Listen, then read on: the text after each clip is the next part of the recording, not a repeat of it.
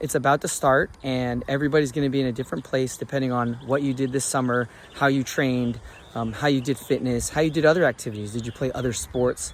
Did you stay healthy? So in regards to where your player starts, these tournaments are just for the coaches to determine where players fit in and kind of where they're at.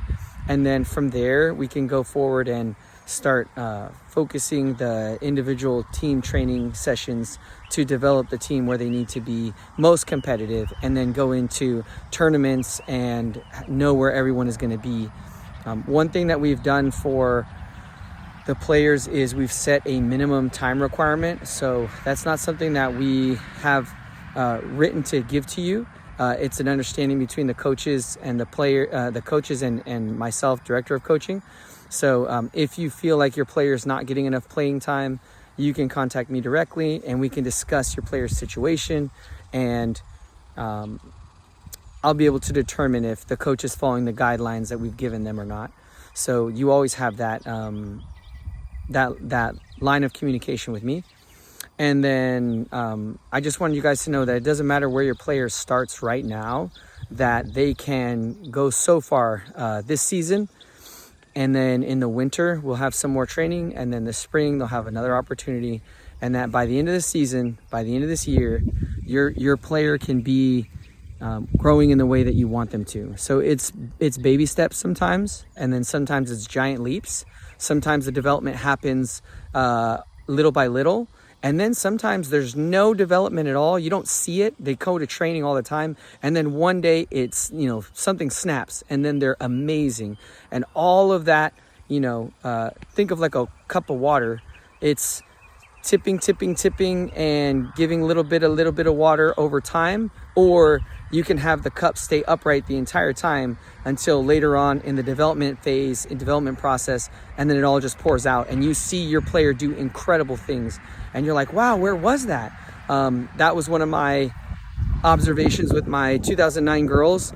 I had taught them some things, I want to say for a year and a half, maybe even 2 years. And we kept kind of like making a little bit of progress, but for the amount of work we were doing, I was hoping to see more. And then out of nowhere, and this was years ago, out of nowhere, they just started doing everything we had been doing in training for years. And I was so amazed. And ever since they reached that level, they have never looked back. They've continued to grow now as little by little, and I can see it more often. So that's just my personal example for the coaches of what you might see, for the parents of what you might see. Trust the process. It's about developing the players. It's about making them better. And ultimately, of course, we want them to be awesome at the school levels, and we have high hopes for the kids. So if anybody has any player development questions, you can contact me directly anytime. I will be brutally honest with you. I will tell you what your player needs. I am completely unbiased, even on my own teams. I tell my own kids what they're missing.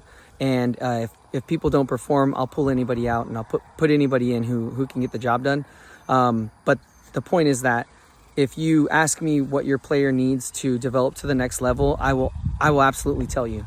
The last thing I'll leave you with is some of the best players in the club need fundamentals. So if your player is scoring 15, 20 goals a season, and you just think they're completely on track to be the biggest superstar in the world, you have to consider that as they go to college or as they go to high-level programs, even in school, they're going to be asked to do some fundamental drills, and some of those fundamentals are missing from the players. So you don't have to go to elite training.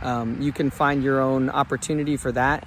But developing fundamentals, and in fact, I would say a parent, a brother, a cousin, whoever, even a wall, just passing back and forth, the directional pass is the number one most important thing. And you can have a kid who can shoot the ball from 25 yards away, they can dribble through 9 people, but they can't make a directional pass.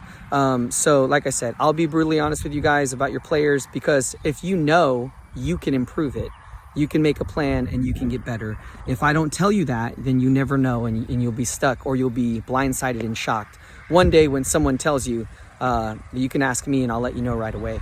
So we want the best for all the players. I would say even the best players in the club need to work on their fundamentals, and those technical skills are critical for their ultimate highest level that they're going to get to. So any questions, guys, let me know. But we're excited about the season and for your players to develop. Thanks.